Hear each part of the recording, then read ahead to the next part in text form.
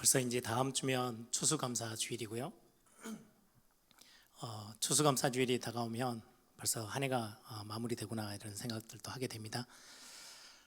벌써 아침 저녁으로 굉장히 날씨가 좀 차가운데요. 또 한 해 여러분들이 말씀을 읽으면서 한 해를 잘 마무리하셨으면 좋겠습니다.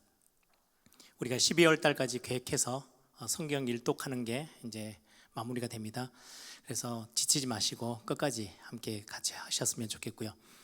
그 TV 프로그램 중에 하나 보시면 영화 그 감독이나 뭐 영화 평론가들이 잠깐 나와서 영화에 대해서는 이런저런 뒷이야기들을 이렇게 설명해주고 또 영화 전체 스토리에 우리가 그냥 볼 때는 잘 못 느끼는 그 안에 감춰져 있는 이야기들을 이렇게 해주면 되게 재밌게 보죠.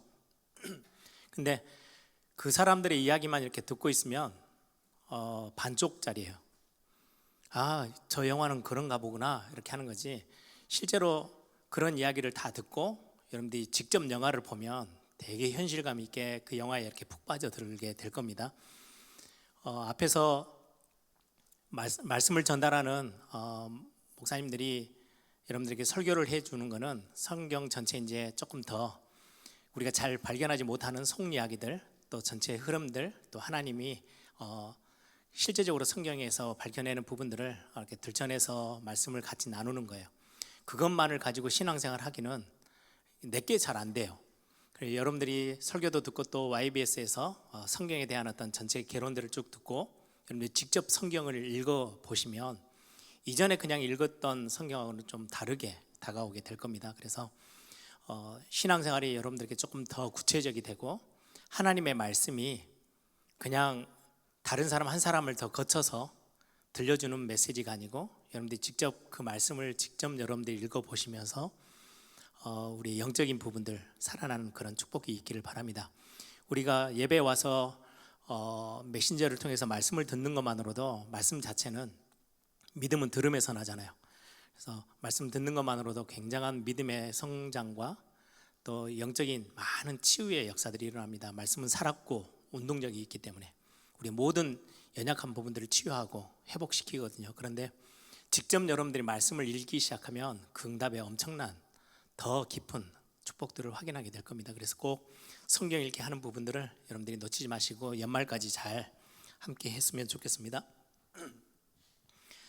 오늘은 에스겔서를 같이 함께 볼 건데 앞에 좀 서론적으로 예레미야가 지었던 예가에 대해서 먼저 말씀드리고 에스겔로 넘어갈게요.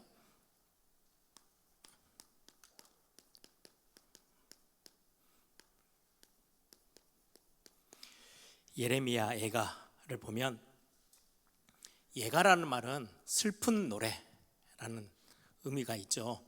그래서 이 성경의 제목처럼 예가 슬픈 노래예요. 근데 누가 이거를 지었냐? 성경 자체에서 유대인들과 지금의 교회가 인정을 하는 거죠. 예레미야가 지었다. 그래서 저자는 예레미야이고 예레미야가 슬픈 노래.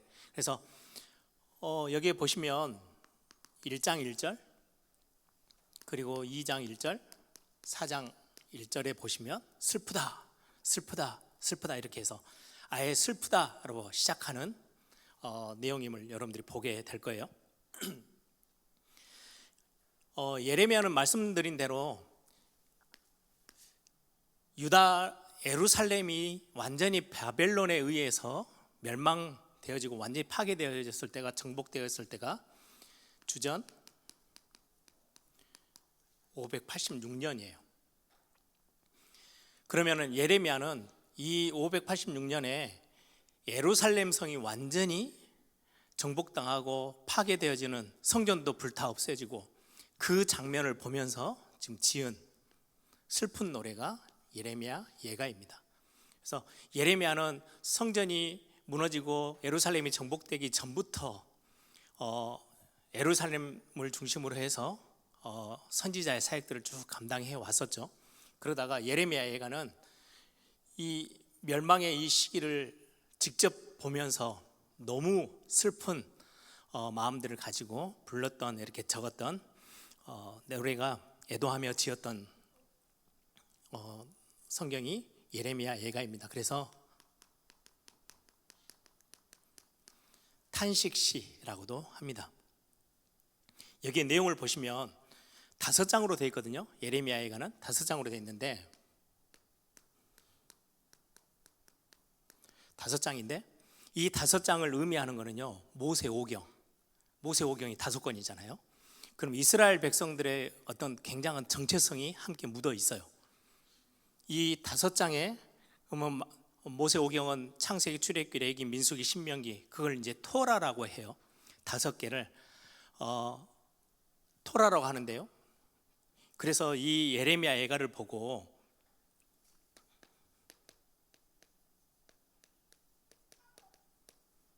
고통의 토라라고 합니다.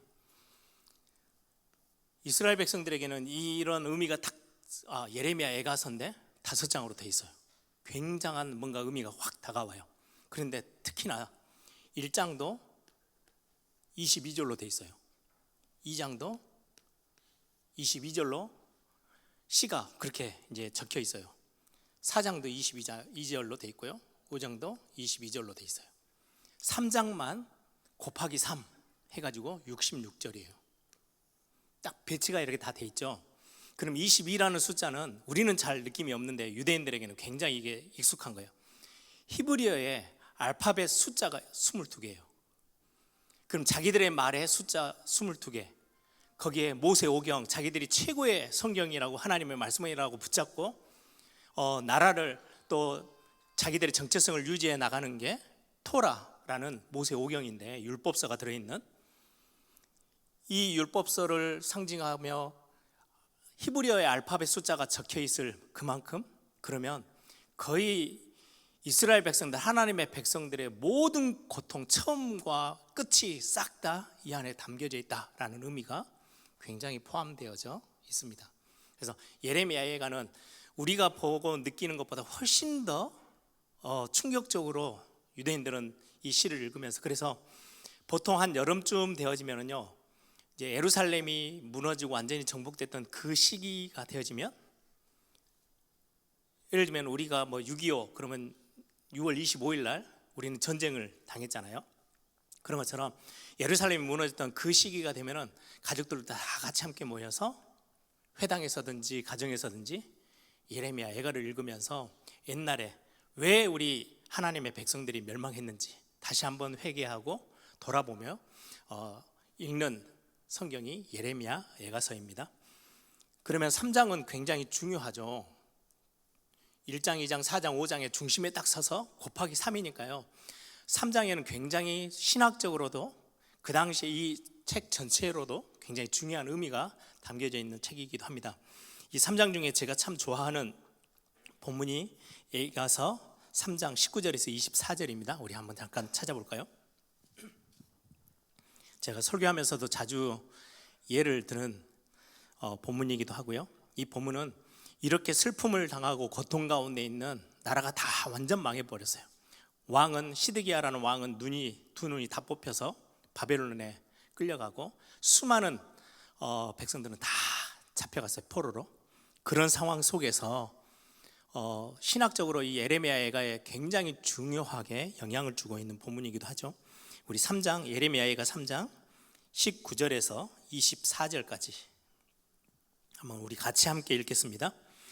내 고초와 재난 곧 쑥과 담즙을 기억하소서. 내 마음이 그것을 기억하고 내가 낙심이 되오나 그것을 내가 내 마음에 담아두었더니 그것이 오히려 나의 소망이 되었사옴은 여호와의 인자와 긍휼이 무궁하심으로 우리가 진멸되지 아니하였나이다. 이것들이 아침마다 새로우니 주의 성실하심이 크시도소이다. 내 심령에 이르기를 여호와는 나의 기업이시니 그러므로 내가 그를 바라리라 하도다. 여기에 보면은 아침마다 새로우니 주의 성실하심이 크시도소이다.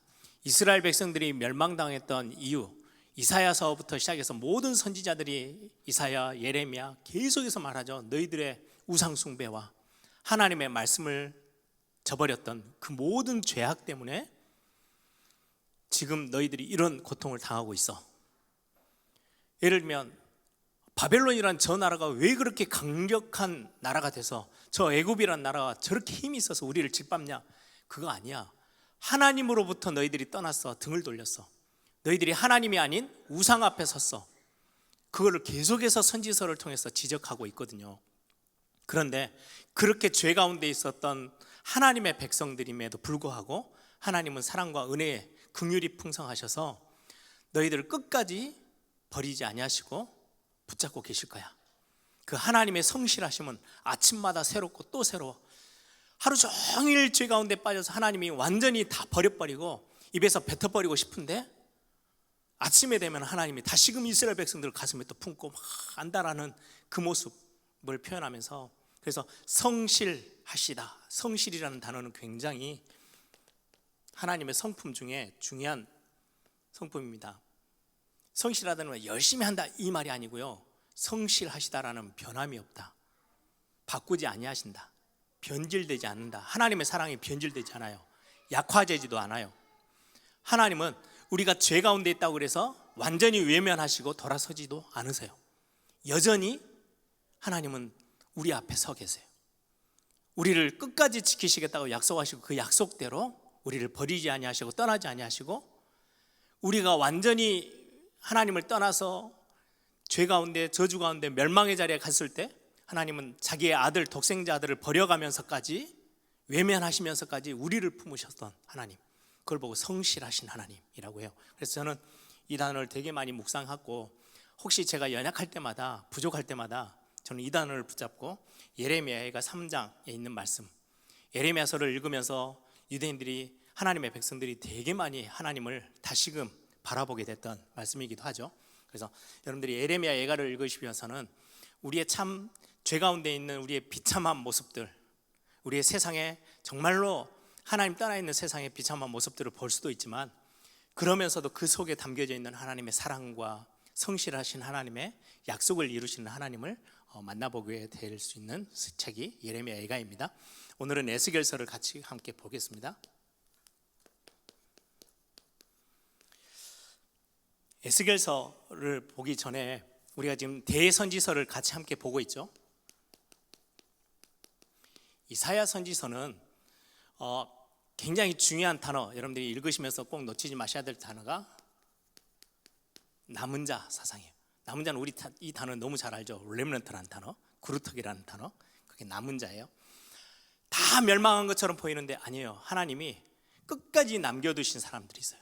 우리 입장에서 볼 때는 남아있는 사람들이고, 하나님이 보실 때는 일부러 이 백성이 완전히 진멸되지 않도록 다시금 하나님의 백성들, 하나님의 교회를 다시금 이렇게 세울 수 있는 언약을 가지고 있는 하나님의 남은 사람, 남겨둔 사람들이 하나님에게는 항상 있었어요. 이게 이사야서 전체의 핵심 흐름입니다. 그래서 이들을 통해서 새 하늘과 새 땅 하나님이 이루어 가셔요. 그리고는 예레미야서는 중요한 단어가 새로운 언약, 이사야서는 새 하늘과 새 땅. 근데 이 비밀을 하나님은 예전에 세웠던 언약을 다 등을 다 돌리고 이 언약을 다 벗어났어요. 이스라엘 백성들이, 하나님의 백성들이. 그럼에도 불구하고 하나님은 끝까지 버리지 않고 새 언약을 세우셨어요. 이제는 그 언약을 이스라엘 백성들이 이렇게 이게 있으면 자기들이 손에 딱 쥐고 있어요. 그러다가 자기들이 싫으면 그냥 손에 놔버려요. 이게 옛날 언약이었다면 하나님이 이제는 새 언약은 이런 수준에 두지 않고요, 너희들의 아예 창자 속에다 두겠대요. 집어넣어버리겠대요.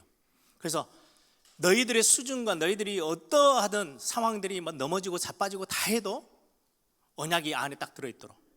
그게 신약 성경에 와서는 그리스도를 상징하고, 이 그리스도를 우리의 마음의 구주로 영접하는 그 영접의 비밀과도 연결되어지고, 그래서 성령 하나님이 우리 안에 성전 삼고 함께 계시는 비밀, 이게 절대로 깨어지지 않을 새 언약이라는 것을 성경에서는 예레미야서를 통해서 굉장히 강조하고 있습니다. 에스겔서에 오늘 같이 함께 살펴볼 건데 굉장히 중요한 부분이 새 마음, 새로운 영, 새 영을 부어주겠다, 비슷한 의미죠. 그러면서 여기에서 나오는 굉장히 중요한 단어가 새 성전이에요.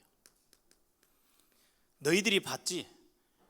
예루살렘 성전 다 무너졌잖아. 그런데 아니야, 하나님이 다시금 새 성전을 이렇게 세울 거야. 누구를 상징해요? 예수님을 상징하잖아. 예수님이 야, 너희들이 세워놨던 저 건물, 성전 다 허물러.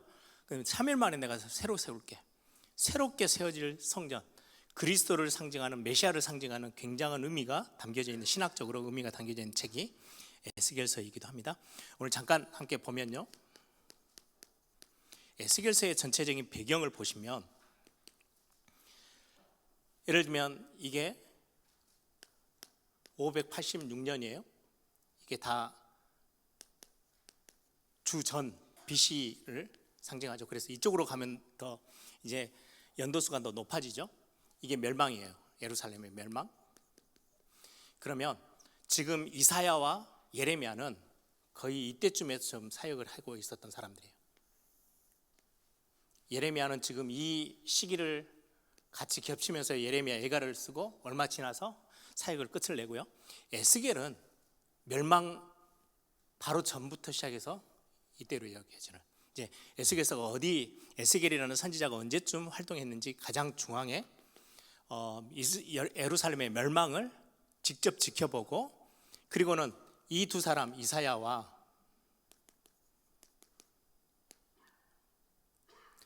예레미야는 예루살렘에서, 유다 땅에서 선지자의 사역을 했어요.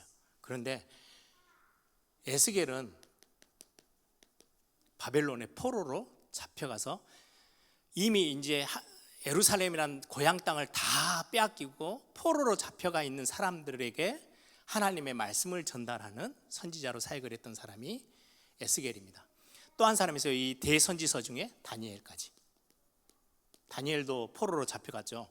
이렇게 네 사람은 조금 위치가 달라요. 여기는 예루살렘을 중심으로 유다 땅에서, 여기는 바벨론 땅에서 이 두 사람은 사역을, 포로로 잡혀서 사역을 했죠. 그래서 이 배경 자체가 바벨론을 배경으로 하고 있어요. 바벨론이 예루살렘을, 유다 땅을 3번을 침공해 들어왔거든요. 첫 번째가 605년, 그리고는 1차로 포로로 많은 사람들 잡아갔어요. 그리고는 2차로 597년, 2차 포로, 3차가 586년. 이때는 완전히 이제 멸망, 다 성벽 다 허물어 버리고 이제 끌고 간 거죠. 605년에 포로로 잡혀가서 사역을 시작한 사람이 다니엘입니다. 그리고는 597년 때, 이때 2차 포로 때 잡혀가서 이제 거기서 사역을 시작했던 사람이, 여기가 에스겔이에요. 그리고 3차 때는 완전히 멸망해 버렸죠. 그래서 에스겔은 597년에 끌려가서, 그리고는 한 5년 정도 지난 이후에 하나님이 선지자로 부르세요. 그렇게 해서 사역을 시작했던 사람이 에스겔입니다. 이때 에스겔의 나이가요 25이에요. 25 되었을 때 포로로 끌려가요. 그리고는 성경에 에스겔을 누구라고 이야기를 하고 있냐니까요, 저자죠. 에스겔은 제사장 그룹의 사람이에요. 아버지가 제사장이고 에스겔도 제사장으로 준비하고 있었던 사람이에요. 보통 유다 나라의 전통으로 30세가 되어졌을 때에, 이제 한 20살 정도 되어지면요 성전에 이제 들어가서 실제로 이제 훈련을 하는 거죠. 제사장이 되어지면 어떤 일들을 해야 되는지를 이제 나이가 되기 전, 거의 30살이 되기까지 기다리면서 거기서 많은 인턴십을 해요. 예, 제사장으로서 준비하는 훈련들을 다 해요. 그러면 25세 포로로 잡혀갔으니까 한 5년 정도는 성전에 들어가서 이런저런 훈련을 많이 했겠죠. 하다가 성전이 다 파괴되고 바벨론 땅에 포로로 잡혀가요. 얼마나 황당해요. 자기의 평생 해야 될 성전 사역이 없어져 버렸어요. 그리고는 자기는 성전이 아예 없는 바벨론 땅에 가서 지금 포로로 잡혀가 있어요. 이런 상황에 지금 처했던 에스겔에게 하나님이 한 5년 정도 지난 뒤에 30세 때 부르십니다. 그게 이제 에스겔 본문에 나와 있습니다. 우리가 성경을 보면서 이제 같이 함께 확인하는 부분들이죠. 그래서 제사장으로서 부르셨고, 오늘 아까 말씀드렸죠. 에스겔의 핵심 단어는 새 성전이에요. 성전과 연관되어져 있는 굉장히 많은 부분들을 하나님의 말씀을 같이 함께 해서 전달해요. 여러분들 기억하세요? 에스겔서 47장 성전에서 성전 문지방 밑으로 흘러나오는 물이 온 땅을 다 적셨다. 그리고 다 거기 땅들이 성전에서 흘러나오는 물이 들어가는 곳곳마다 다 소성함을 얻었다. 예, 그런 어떤 단어들을 써가면서 성전에 대한, 새 성전에 대한 굉장한 회복과 은혜들을 설명하는데 가장 적절한 인물 제사장인 거예요. 성전을 너무 잘 알아요.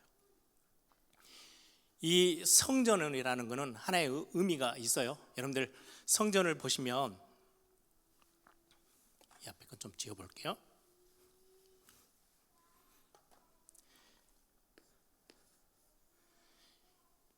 여기 이제 성소, 지성소, 성소, 이렇게 해서 이게 성막이죠. 텐트로 돼 있어요. 아직까지는 성전으로 안 됐다면, 이제 예루살렘 성전이면 이게 이제 건물로 딱 성전으로 돼 있어요. 그리고는 이 옆에 이 성전에서 일하는 모든 사람들이 주로 제사장, 그리고 레이지파, 이 사람들이 성전 일을 감당해요. 그리고는 광야 땅에서부터 하나님이 말씀하신 게 있어요. 이 주변 모든 주변으로 세 지파씩 삥 둘러서 텐트를 치는 거죠. 12지파. 성전이라는 의미는요, 건물의 의미도 아니고 뭔가 모양의 의미가 아니에요. 성전은 하나님이 모든 택하신 하나님의 백성들의 가장 중심에 들어와서 함께 계시는 게 성전의 의미예요. 그래서 고린도전서 3장 16절에 말씀하시기를 너희는 성전인 것과 하나님의 성령이 너희 안에 거하심을 알지 못하느냐라고 했을 때 성전과 뭐를 연결시키냐니까요, 지금의 예배당이 연결되는 게 아니고 성전은 하나님이 임재하셔서 가장 중심에 계시는 거. 그래서 새 성전이라고 하면요, 이게 회복되어지는 거예요. 하나님이 삶의 중심에 계셔야 되는데 하나님의 우리의 삶의 중심에 있지 않고요, 밖으로 내쫓겨 나가 있어요. 그래서 이스라엘 백성들에게는 엄청난 멸망과 고통과 어려움들이 찾아왔던 거죠. 그래서 성전이라고 하면 우리의 하나님이 택하신 하나님의 백성들의 가장 삶의 중심에 하나님이 함께 계시는 것, 이게 이제 성전에 굉장한 의미가 담겨져 있어요. 그래서 이 지금 바벨론이라는 나라를 활용해서 하나님은 자꾸 이스라엘 백성들을 건드리시는데요, 우리 지난주 말씀처럼 다윗의 삶에 고통이 찾아왔어요. 위기가 찾아왔어요. 그때 사용했던 모든 것은 사울이라는 사람, 또 이번 주에 이제 같이 말씀 나누겠지만요, 가드라는 지역에 있어서의 그 나라의 사람들, 여러 사람들, 환경들을 하나님이 자꾸 활용하세요. 이스라엘 백성들을 위해서 애굽이라는 나라, 아수르라는 나라, 바벨론이라는 나라를 자꾸 들먹거리면서 사용하세요. 그들이 목표가 아니에요. 하나님의 백성들이 하나님께 집중하고 이 삶을 놓치지 않도록 하기 위해서 하나님이 자꾸 막대기를 들으시는 것뿐이에요. 하나님의 방편이에요. 다윗의 삶을 올바르게 훈련해서 삶의 중심에 하나님이 있도록 자꾸 훈련해서 믿음의 성장들을 가져오게 해서 결국은 하나님의 나라, 교회를 완전히 책임지고 세울 수 있는 그 자리까지 하나님이 다윗을 그 자리로 세워놓기 위해서 주변에 있는 많은 것들을 지팡이와 막대기를 사용하셔서 활용하는 거예요. 바벨론은 착각했어요. 자기들이 대단한다고 생각했어요. 착각이에요. 진짜 착각이에요. 하나님이 잠깐 쓰시는 것뿐이에요. 누구를 위해서요? 하나님의 백성들. 여러분들의 삶의 산업의 가정에 여러분들의 인생 가운데 많은 문제들이 와요. 그 문제는 하나님이 그냥 하나님의 섭리 속에서 여러분들을 올바르게 훈련해서 올바르게 교회를 든든히 세우고 하나님의 나라를 세워나가는 그 일에 가장 중심에 설 수 있도록 하나님이 저와 여러분을 다루는 굉장히 중요한 방법들 중에 하나일 뿐입니다. 그래서 우리가 하나님을 바라보도록 우리가 그런 환경들을 통해서 바라보는 건 굉장히 중요하죠. 에스겔이라는 단어의 뜻은, 이름의 뜻은 하나님이 강하게 하셨다, 하나님은 힘이시다, 뭐 이런 의미가 있어요. 그래서 굉장히 힘있게 하나님은 강하시고 하나님이 힘을 주신다, 뭐 이런 의미들을 가지고 있는 게 에스겔이에요. 굉장히 어떻게 보면 힘 다 빠져 있는 에스겔, 어떻게 보면 이스라엘 나라의 그 상황들이 굉장히 어려웠잖아요. 그래서 부모가 아니야, 하나님이 힘 주시면 우리 다시 일어날 수 있어, 뭐 그런 의미로 에스겔이라고 이름을 지어준 것 같아요. 그래서 이제 제사장이 되어지는 딱 30살 때 선지자로 하나님이 부르시면서 사역이 시작됐던 사람이 에스겔입니다.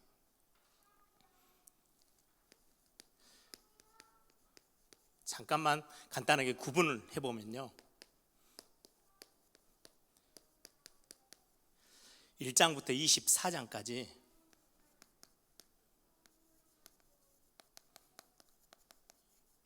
유다의 심판에 대해서 설명하고 있고요, 25장에서부터 32장 여기는 이방 나라 바벨론을 비롯해서 이방 나라들에 대한 심판에 대한 메시지가 담겨져 있습니다. 33장에서부터 48장까지 여기는 하나님의 구원, 회복, 이 은혜들이 이제 함께 담겨져 있어요. 여기에 1장에서 3장은 에스겔이 하나님 앞에 부르심을 받은 소명의 장면이 잠깐 기록되어져 있고요, 4장에서부터 7장까지는 굉장히 환상, 상징, 에스겔서에는 여러분들이 그냥 성경을 읽다 보면 우리 개정판 있죠, 지금 우리가 들고 있는 예배 때 쓰는 이 성경을 읽으면 되게 여러분들이 이해하기가 좀 어려우실 거예요. 왜냐하면 에스겔 선지자였던 글을 보면요, 굉장히 환상에 대한 거, 그렇죠. 하나님의 영광이 그룹들, 천사의 그룹들, 그 이사야서에 나와 있는 보좌 앞에 있던 두 날개로 날고, 두 날개는 얼굴을 가리고 발을 가리고, 그래서 막 나는 그 그룹들 있죠, 천사들의 그 그룹들이 전차, 왕들이 타는 마차, 전차를 다 끌고 하나님의 영광이 거기에 딱 보좌에 앉으셔서 나타나시는 그런 장면들, 그런 게 아주 자세하게 설명되어 있어요. 그 그룹들의 얼굴이, 표정들, 막 사자다, 뭐다, 막 다 독수리다, 막 다 설명되어 있어요. 그냥 읽으면 이게 뭔 말인지 싶어요. 환상을 보았던 거, 또 우리가 잘 아는 에스겔 골짜기의 마른 뼈다귀, 그것도 하나님이 직접 데리고 가셔서 환상으로 보여주시는 장면이거든요. 성전에서 흘러나오는 물, 그것도 성전 영적인 눈으로 보게끔 하셨던 그런 환상들이, 그래서 에스겔서에는 그런 어떤 내용들이 참 많이 있어요. 그래서 여러분들이 혹시 뭐 세번역 성경이나 뭐 다른 성경들, 우리 바른 성경 가지고 계신 분들은 그거와 같이 함께 읽어보시면 훨씬 더 이해하시기에 조금 더 수월하실 거예요. 그리고는 8장부터 11장까지는 성전이 완전히 타락하고 하나님을 떠나는 모습들, 그리고 마지막 12장에서 24장까지는 유다의 심판이 비유와 함께 나오게 됩니다. 그래서 굉장히 이런 어떤 내용들을 보시면 좀 어렵고 막 이런저런 현실에 대한 내용들이 설명되어 있는 게 아니다 보니까 굉장히 성경을 읽고 이해하기가 조금 어려울 수 있어요. 25장에서 28장까지는 이방 나라들, 그리고는 29장에서 32장까지는 애굽에 대한 심판, 이렇게 기록되어져 있습니다. 굉장히 중요한 새 성전과 함께 구원, 회복에 대한 말씀들이 마지막 결론을 짓고 있는데요, 좀 몇 가지 마지막 특징을, 이 에스겔서의 특징 중에 하나가 성경 전체가, 에스겔서 전체가 1인칭이에요. 한번 보실래요? 우리 에스겔서 1장 1절부터 3절을 한번 제가 읽어드릴게요. 30째 해 넷째 달 초닷새에 내가, 에스겔 자기를 지칭하는 1인칭으로 전체 성경 전체가 다 그렇게 기록되어져 있어요. 내가 그발강가 사로잡힌 자 중에 있을 때에 하늘이 열리며 하나님의 모습이 내게 보이니 이러면서 이제 5년 만에 25세 포로로 잡혀가서 5년이 지난 이후에 30살 정도가 됐을 때 하나님의 그 하늘 문이 열리고 영적인 그런 환상들을 보게 되면서 하나님의 부르심에 임하게 됩니다. 열리며 하나님의 모습이 내게 보이니 여호와기니 사로잡힌 지 5년 그달 초닷새라. 갈대아 땅 그발 강가에서 여호와의 말씀이 부시의 아들 제사장 나 에스겔에게 특별히 임하고 여호와의 권능이 내 위에 있느니라. 굉장히 자기의 어떤 중심적인 표로 이렇게 성경을 에스겔서 전체를 기록하고 있고요. 또 하나의 특징은 1인칭이면서도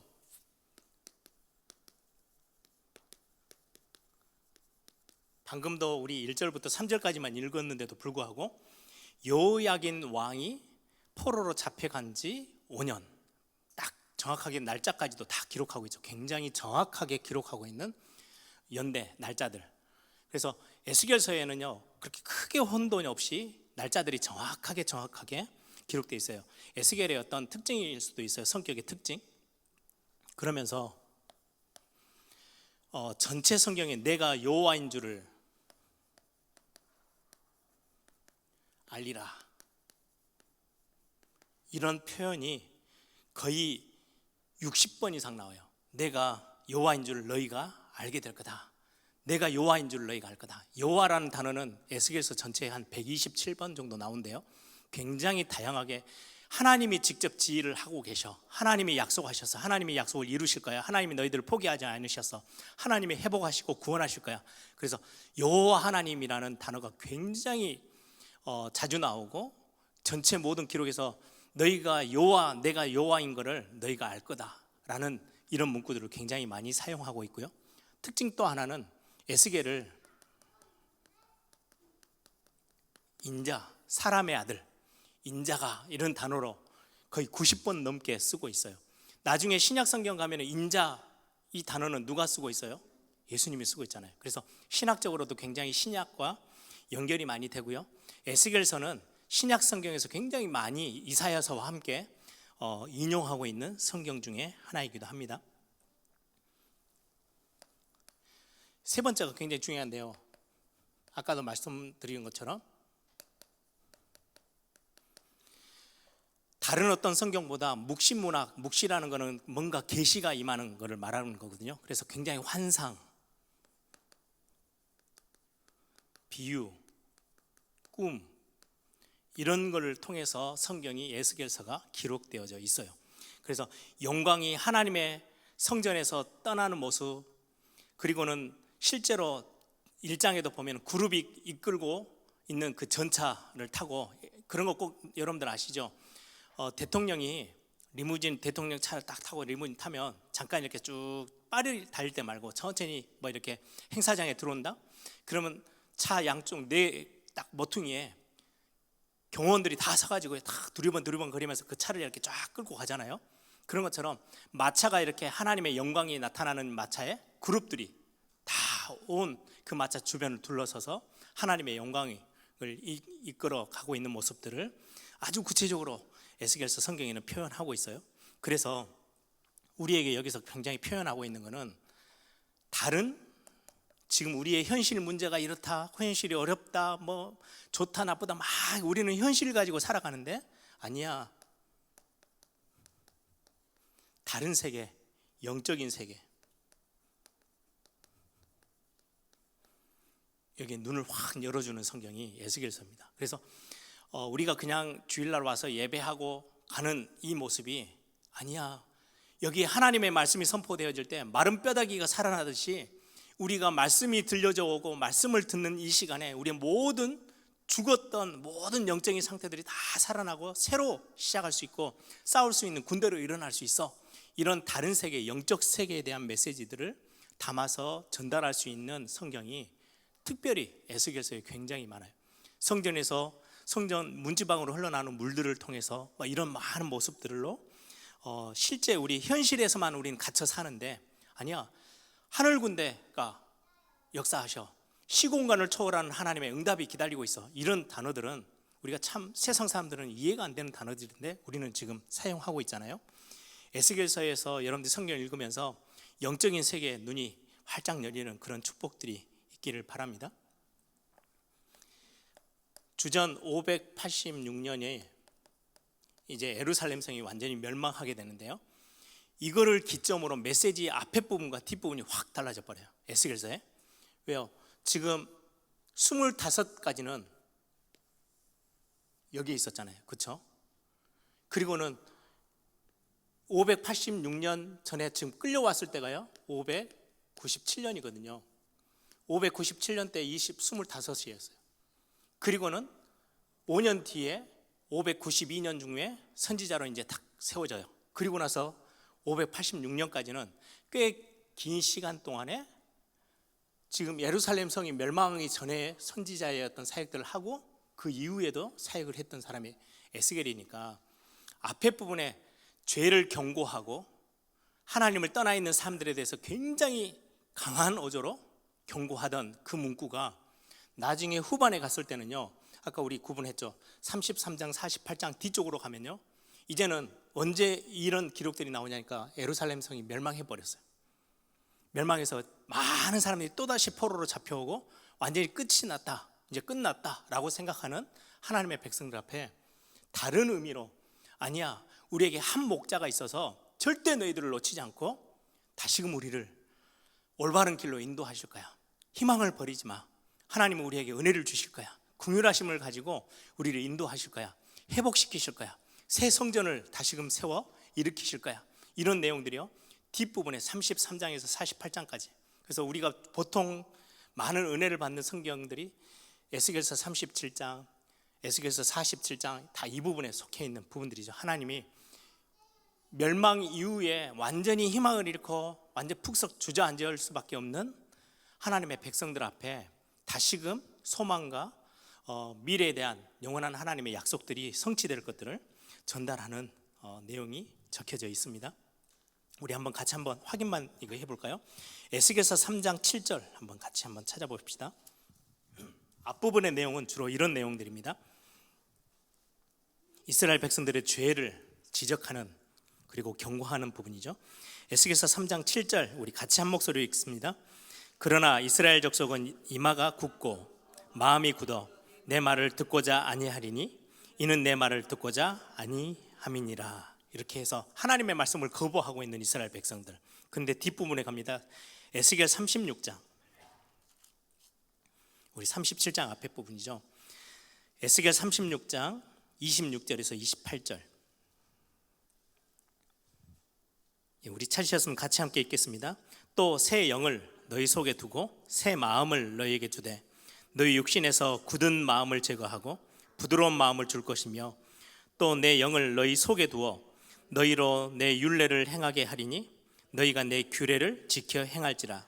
내가 너희 조상들에게 준 땅에서 너희가 거주하면서 내 백성이 되고 나는 너의 하나님이 되리라. 다시금 언약의 관계들을 하나님이 회복할 거야 라는 굉장히 위로와 평화의 메시지, 소망의 메시지들을 전달하고 있습니다. 그래서 성전 중심의 삶을 하나님이 다시금 회복시키시는데 한 목자를 보낼 거야. 그리스도를 보내셔서 이 삶을 완전히 우리의 삶을 회복시키겠다는 메시지가 에스겔서 전체에 담겨져 있습니다. 그래서 여러분들이 마지막 에스겔서의 마지막 끝부분에 보면요, 여호와 샴마라는 단어가 있어요.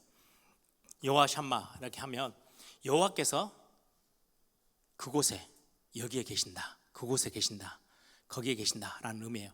하나님이 여기에 계셔, 우리 삶 중심에 계셔.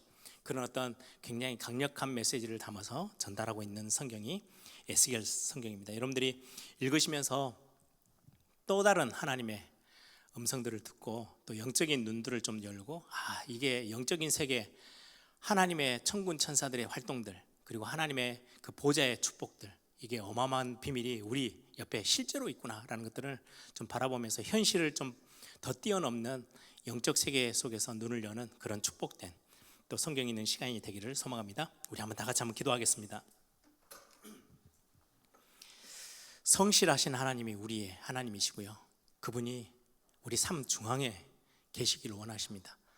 우린 자꾸 그거를 벗어나려고 애를 쓰는데 하나님은 우리를 빼앗기지 않습니다. 세상에 사단의 세력, 흑암의 세력에 우리를 빼앗기지 않습니다. 하나님 우리를 붙잡고 지키실 것입니다. 그래서 여러분들이 에스겔서를 읽으면서 정말 마른 뼈다귀가 살아나듯이 다 죽어버린 땅이 하나님의 말씀이 흘러들어와서 살아나게 하셨던 것처럼 이번 성경을 읽으면서 내 모든 삶이, 내 영혼이 샘을 얻고 살아나는, 그래서 성전 중심, 하나님이 나와 함께 하심을 경험되어지는 그 중심의 삶이 회복되어지도록 역사해달라고 우리 한번 다 같이 한번 통성을 함께 기도합니다.